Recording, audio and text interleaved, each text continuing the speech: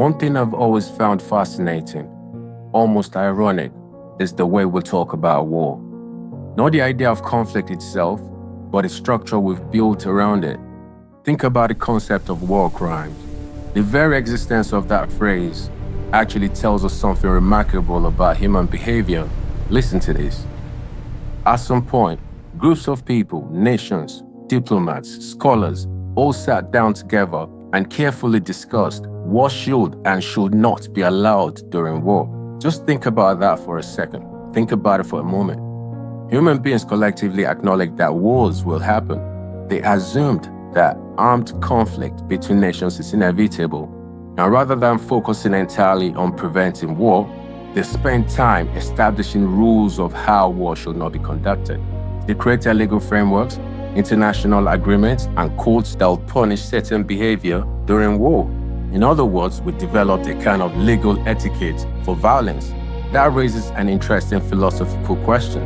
If we have the capacity to sit down and create detailed laws governing war, why don't we invest that same collective energy into eliminating war itself?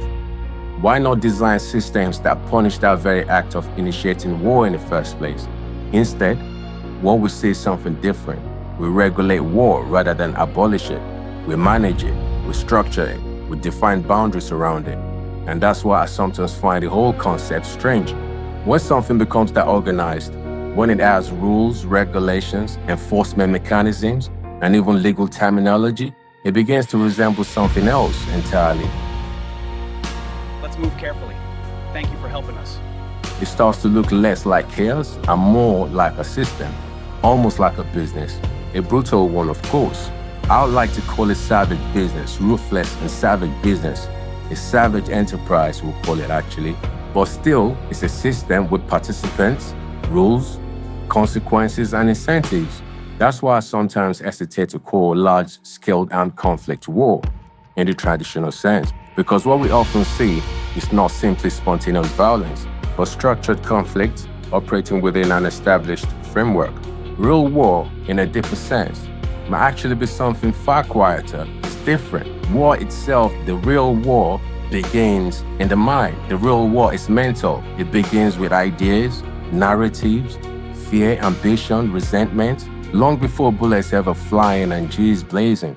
The visible violence we see on battlefield is often just a physical expression of something that has already been unfolding internally and psychologically and even socially.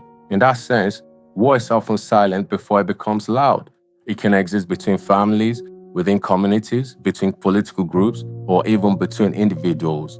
It starts with words, perceptions, and interpretations. The battlefield of the mind comes long before the battlefield of the weapon. By the time guns appear, the real war has already been taking place for a long time. So perhaps what we commonly call war, the explosions, the soldiers, the machinery of destruction, is actually just the final stage of something much deeper.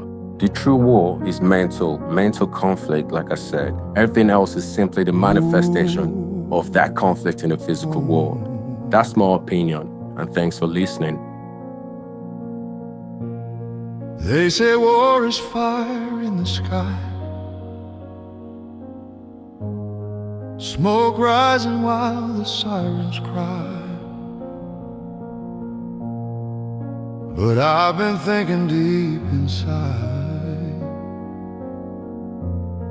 maybe the truth is harder to find.